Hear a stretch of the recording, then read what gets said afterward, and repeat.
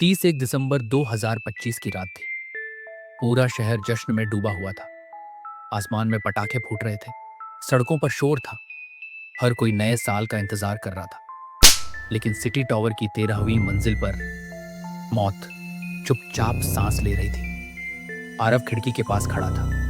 बाहर रोशनी थी, लेकिन कमरे के अंदर अजीब सा अंधेरा था। दीवार पर लगी घड़ी की टिक टिक उसके दिल की धड़कनों से मिल रही थी। समय था रात के 11:57। अचानक आरव का मोबाइल कांपा।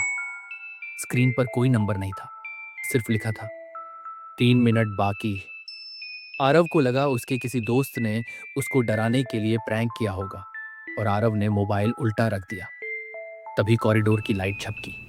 बाहर से किसी के घिसटते कदमों की आवाज आई। आरव ने दरवाजा खोला। पूरा कॉरिडोर खाली था, लेकिन फर्श गीला था। घड़ी आगे बढ़ी। 11:58। आरव का मोबाइल फिर कांपा। 2 मिनट बाकी हैं, दरवाजा बंद मत करना। अब आरव का गला सूखने लगा। उसने वॉचमैन को कॉल किया। नेटवर्क नहीं था। कमरे की हवा अचानक ठंडी हो गई, जैसे किसी ने ठंड में एसी खोल दिया हो। 11:59 बज रहे थे, तभी अचानक लिफ्ट की घंटी बजी। लिफ्ट के दरवाजे अपने आप खुल गए। अंदर कोई नहीं था, लेकिन फर्श पर पानी टपक रहा था।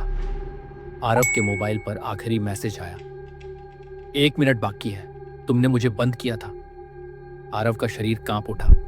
उसे सब याद आ गया। पिछला साल 31 दिसंबर 2024 इसी इमारत में आग लगी थी। लिफ्ट में एक लड़की फंसी थी।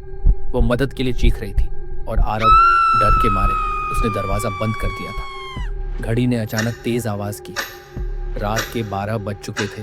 पूरा शहर न्यू ईयर की खुशी में डूबा था और उसी पल घड़ी की सुइयां रुक गई। पटाखों की आवाज एकदम से गायब हो गई। कमरे में अंधेरा और गहरा हो गया। तभी आरव ने महसूस किया कि वह अकेला नहीं है।